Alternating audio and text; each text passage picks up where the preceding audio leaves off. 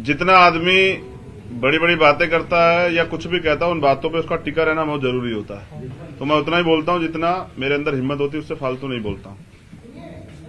मैं समझता हूं कि 6 महीने पहले से हमने भी ये प्रयास किया था कि बहुजन समाज 85% बहुजन समाज इकट्ठा हो, जिसके लिए हमने अखिलेश जी पे भरोसा किया कि वो इस आंदोलन को आगे बढ़ाएंगे। और 6 महीने से लगातार हमारी मुलाकातें भी हुई, सकारात्मक बातें हुई। हमारे जो मुद्दे थे, क्योंकि आप जिसके साथ गठबंधन में जा रहे हैं, क्योंकि सरकार बनने के बाद वो तानाशाही हो जाता है, और पिछला कुछ इस तरह का कार्यकाल भी एक लंबा समय का रहा है। तो जो मुद्दे थे, जैसे प्रमोशन रिजर्वेशन का मामला, सामाजिक न्याय का मामला, बैकलॉग का मामला, सब पे बात हुई। मुस्लिम साथियों को भी उन्होंने 18-19% आरक्षण देने की बात की थी।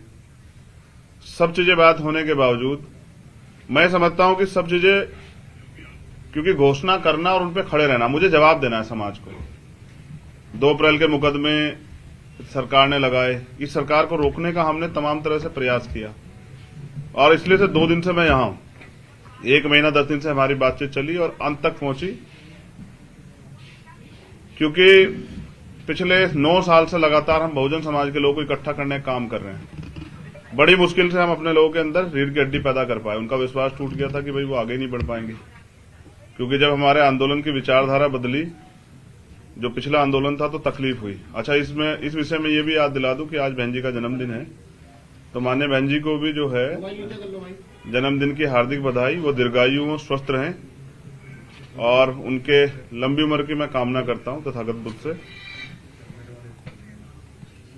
भरपूर प्रयास किए गए, क्योंकि हमारे लोगों का एक भरोसा है। पिछली बार जो अखिलेश जी की सरकार में हुआ, उनको ये डर है कि अगर हमारा लीडर वहां नहीं होगा तो कल जो सरकार बन जाएगी हमारे लोगों के वोट से, तो मुझे नहीं लगता कि उनपे सारे मुद्दों पे बात हो पाए, क्योंकि जो उनकी पार्टी से शेड्यूल कास्ट के लीडर जीत के जाएंगे या नहीं भी जाएंगे, वो बेचारे अपने राष्ट्रीय अध्यक्ष के प्रति खिलाफ नहीं हो सकते हैं। पूरी जिम्मेदारी से 2 दिन यहाँ रहने के बाद, सारी पार्टी कार्यकर्ता बात करने के बाद, सारी चीजों को छोड़ के हमने तय किया कि बीजेपी को रोकना है, किसी भी कीमत पर रोकना है।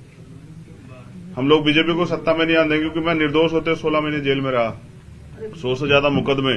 आज भी आप देख लो कि प्रेस को नहीं करने दे रहे हैं। मुख्यमंत्री खुद प्रेस करते हैं, प्रधानमंत्री मास्क उतार के घूमते हैं सारे में। तो बीजेपी ने जो 69,000 शिक्षक भर्ती घोटाले के, इन सबको रोकने के लिए हमने एक कदम बढ़ाया। सकारात्मक रही सब चीजें, लेकिन अंत समय में मुझे लगा कि अखिलेश जी को दलितों की जरूरत नहीं है। वो इस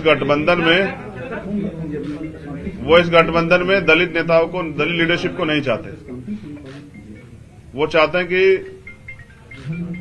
उनको दलित वोट करें, लेकिन मेरा डर ये था कि अगर दलित उनको वोट कर देंगे तो कल जो उनके ऊपर एक आरोप पिछली सरकारों में रहा, क्योंकि मान्यवर काशीराम साहब को मैं नेता मानता हूं, उन्होंने भरोसा करके नेताजी को मुख्यमंत्री बनाया, फिर क्या हुआ आपके सामने।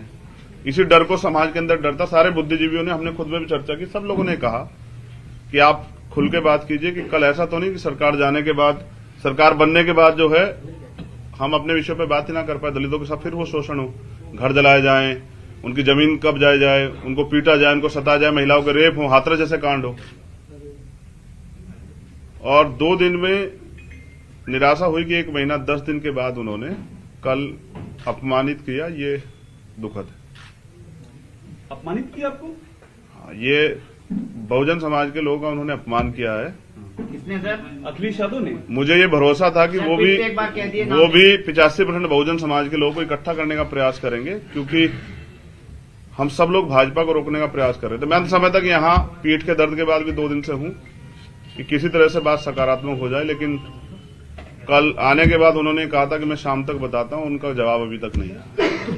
तो मैं समझता हूं कि वो इस गठबंधन में दलित समाज के लोगों को नहीं चाहते, जबकि बड़े पैमाने पे हमारे साथी जो हैं, जो कार्यकर्ता, जिनकी वजह से आज चंद्रशेखर यहां बैठे हैं, बीमार में आजाद समाज पार्टी के, उनकी ये मन था कि वो बीजेपी को रोकने के लिए इस गठबंधन का हिस्सा बने। मैंने कल ट्वीट भी किया था, आप सब लोगों ने अपने मीडिया के माध्यम से चलाया, तो मैंने कहा था कि आप अगुवा हैं, आपकी जिम्मेदारी है। दलित समाज, पसमानदा समाज, आपका दस्तकार समाज, पीड़ित समाज, वंचित समाज, पिछड़ा वर्ग के सारे नेता आपके साथ इसलिए इकट्ठा हो रहे हैं कि आप सामाजिक न्याय करेंगे। लेकिन मुझे लगता है कि अभी अखिलेश जी सामाजिक न्याय का मतलब नहीं समझ पाए। सामाजिक न्याय कहने से नहीं होता है।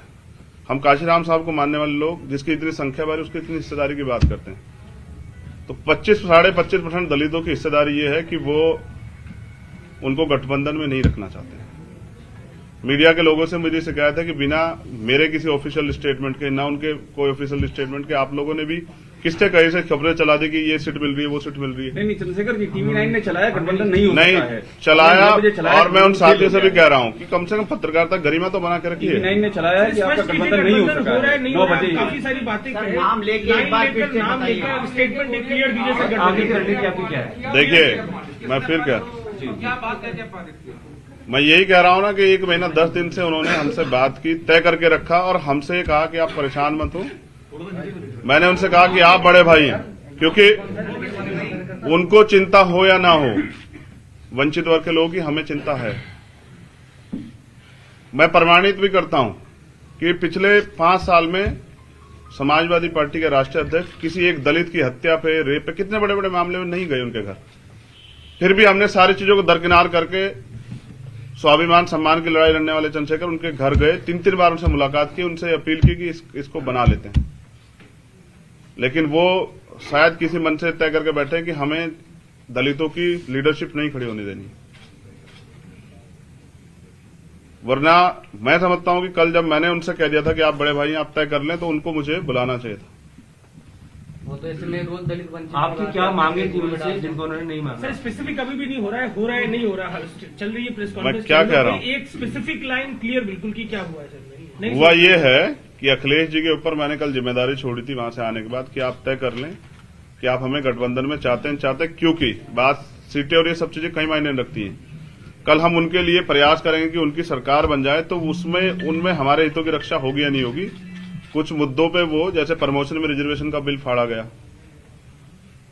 उन्होंने मना कर दिया कि वो इस पे नहीं करेंगे। तो हम दलितों और पिछड़ों के लिए चाहते थे कि भाई प्रमोशन रिजर्वेशन के बिल पे स्थिति साफ करें, बैकलॉग पे।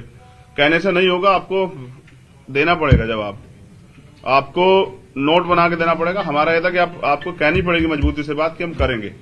और हमारे लोगों को ये लगता है कि जब आप वहां नहीं हैं तो उनके कहने से फर्क नहीं पड़ता, वो करेंगे नहीं।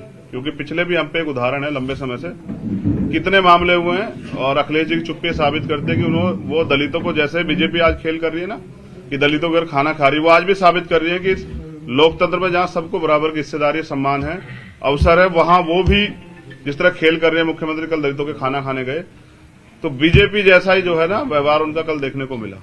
हमसे जुड़े रहने के लिए हमारे YouTube चैनल को सब्सक्राइब करें और नई वीडियो की नोटिफिकेशन के लिए बेल आइकॉन को दबाएं। अगर आप ये वीडियो Facebook पर देख रहे हैं तो लाइक जरूर करें और ज्यादा से ज्यादा शेयर करें। धन्यवाद।